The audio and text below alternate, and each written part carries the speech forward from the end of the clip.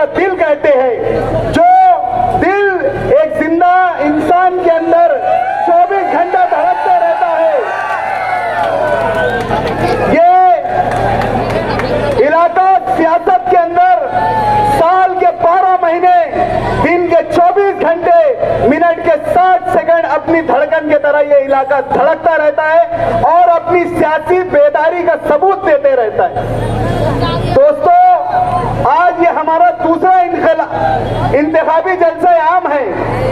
आज हमारे अपने दरवाजों पर 2024 के असेंबली इलेक्शन ने दस्तक दी है। आज ये दस्तक, ये इंतखाबी दस्तक आपसे आपके बेहतर मुस्तकबिल का सवाल कर रही है। ये दस्तक आपसे अपने इलाके की तामीर और तरक्की का सवाल कर रही है। ये इंतखाबी दस्तक आपसे आपके बेहतर, आपके बच्चों के बेहतर मुस्तकबिल का सवाल कर रही है। दोस्तों, ये इलाका सियासी तौर पर ही नहीं, जैसे कहा जाता है कि हिंदुस्तान की सियासत में अगर मरकजी किरदार कोई रियासत अदा करती है तो वो यूपी है, और जो भी वहां पर हिंदुस्तान मरकज के दिल पर जो हुकूमत करता है वो यूपी के रास्ते हुए जाता है। मैं ये बात उससे बढ़कर कहूंगा कि अगर मालेगांव की शहरी सियासत के दिल के ऊपर कोई राज करता है तो वो उसका रास्ता गुरुवार वार्ड से ही होकर जाता है। ये वो गुरुवार वार्ड का इलाका है जिसने कभी किसी के दिल पे बैठा लिया तो फिर वो अपने दिलों से उतारता नहीं। दोस्तों, माजी में 1996 माजी में अगर हम देखेंगे तो जब तक के न्याल साहब शहर से एमएलए रहे, अगर उनका आपका रिजल्ट का नतीजा आप अगर उठाकर देखेंगे तो वो शहर के मुख्तलिफ इलाकों में वो पीछे चला करते थे, लेकिन जैसे ही गुरुवार वार्ड की पेटी खुलती थी जनाब आगे हो जाया करते थे। उनका सियासी सवाल आया और एक शहर की शेख रशीद नामी, जिन्होंने और शहर को खंडर में तब्दील कर दिया, वो जब यहाँ पर आए तो उनके भी दो दफा असेंबली इलेक्शन के आप रिजल्ट उठाकर देखेंगे तो यही गुरुवार वार्ड में तब्दीली की लहर आई थी और वो 2 दफा यहाँ से शहर के एमएलए मुंतखब हुई। इसी तरह 2009 में इनके अपने कामों से यानी मायूस कारदगी से मुतासिर होकर गुरुवार वार्ड ने जब बदलाव की लहर चलाई तो यही गुरुवार वार्ड से 2009 में मुफ्ती मोहम्मद इस्माइल साहब को अक्सरियत मिली थी और वो शहर के एमएलए मुंतखब हुए थे। इसी तरह 2019 में इसी गुरुवार वार्ड ने उन्हें दोबारा एमएलए मुंतखब किया।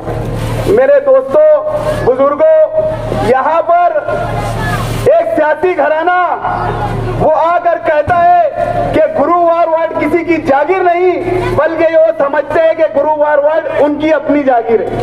वो बारहा अपनी तकरीरों में कहते हैं कि अब कुछ लोग आएंगे और वो आप लोगों को आपकी वोटों का सौदा करेंगे और आपकी वोटें वो बेच देंगे, और लोग बोलते हैं कि गुरुवार वार्ड किसी की जागीर नहीं है। दोस्तों, मैं बोलता हूं ये बात कि हाँ, गुरुवार वार्ड मेरी जागीर है, गुरुवार वार्ड मेरा हक है, गुरुवार वार्ड मेरा अपना हक है। यहाँ के हर बसने वालों की वोटों का मैं हकदार हूँ। अरे मैं अपना हक आपको बताना चाहता हूँ कि मैं आपकी वोटों का हकदार क्यों हूँ। दोस्तों, 2017 के यहाँ पर कारपोरेशन के आम इंतखाबात में जब मैं पहली दफे यहाँ नुमाइंदगी कर रहा था, आज 7.5 साल का अरसा गुजर चुका है। वो दिन का दिन है, मैंने अपनी सारे इस्लामाबाद से कता ताल्लुक करके मैं आप लोगों का यहाँ पर हो गया। मैंने अपनी दोस्ती छोड़ दी, मैंने अपनी रिश्तेदारी छोड़ दी, मैं आप लोगों के बीच में आप लोगों का हो गया। इसलिए मैं दावा से बोलता हूँ कि यह गुरुवार वार्ड मेरी जागीर है, यहाँ की वोटों का मैं हकदार हूँ, और इंशाअल्लाह हम जिसको बोलेंगे, यहाँ के रहने वाले इतने सियासी शऊर तो इनका बेदार है, उनको यह तामीर और तरक्की दिख रही है जो पिछले 7.5 सालों में यहाँ पर हुई है, जो ना के कभी इन 50 साल दौर में कभी नहीं हुई। अरे अकल की आंख से अगर तुम देखेंगे और यहाँ के कामकाज अगर तुम देखेंगे तो मैं नहीं समझता कि तुम कोई चीज की मुखालफत करोगे। अरे आपके अंदर अगर थोड़ी सी भी गैरत अगर जिंदा होगी, मैं खास तौर से अपनी माँ बहनों से मुखातिब हूँ।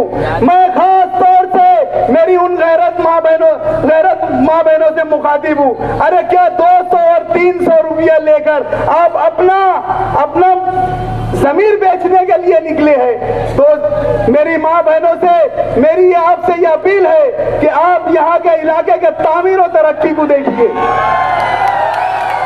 आपसे एक बात बोलना चाहता हूँ, हम उस नबी की उम्मत है जिसने अपने आखिरी खुतबे में कहा था कि किसी अरबी को नजमी पर कोई फोकियत नहीं, न किसी काले को गोरे पर कोई फोकियत नहीं। अगर किसी को किसी के ऊपर फोकियत है तो उसके दीन पर और उसके इस्लाम पर उसको फोकियत रहेंगी, जो हमें जात और बरादरी के नाम पर बांट रहे हैं। खबरदार, उनसे होशियार रहे। हम एक नबी, एक उम्मत, एक अल्लाह के मानने वाले हैं। हमें किसी बिरादरी के खाके में नहीं बटना है।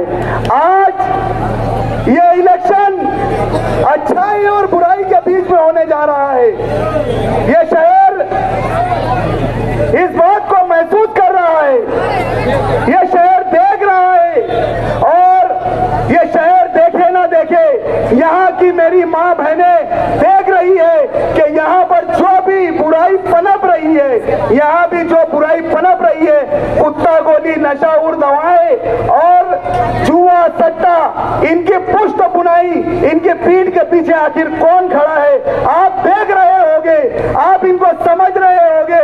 अगर आपके अंदर थोड़ी सी भी मिल्ली हुर्रियत जिंदा है, अगर आपके अंदर थोड़ी सी भी मजहब की हुर्रियत जिंदा है, तो खुदारा अपने कौम के मुस्तकबिल के लिए, अपने बच्चों के मुस्तकबिल के लिए अपनी वोट का सोला ना करना।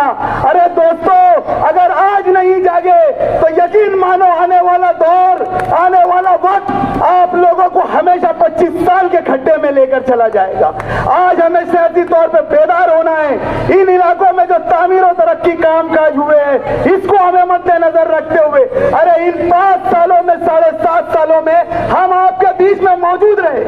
आज कुछ लोग उंगली पे गिनने वाले हमसे सवाल पूछ रहे थे कि आप कहाँ थे।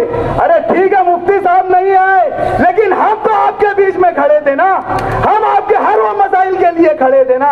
हम कहाँ गए थे पीठ फेर के कि हमारा इलेक्शन खत्म हुआ और हम घर चले गए? दोस्तों, आपके हर सुख दुख में हम यहाँ थे, आपके हर उसमें हम यहाँ थे, तो आपकी वोटों का, आपकी हर वोटों के हकदार हम हैं। दोस्तों, आज आपको अपनी सियासी बेदारी का सबूत देना है। बातें बहुत सारी करनी थी, लेकिन वक्त की कमी है। मैं एक शेर से अपनी बात खत्म करना चाहता हूँ। कभी महक की तरह हम गुलों से उड़ते हैं, कभी महक की तरह हम गुलों से उड़ते हैं, कभी धुएं की तरह बादलों से उड़ते हैं। ये कैंचियां हमें उड़ने से क्या खाक रोकेंगी? ये कैंचियां हमें उड़ने से क्या खाक रोकेंगी कि हम हमारे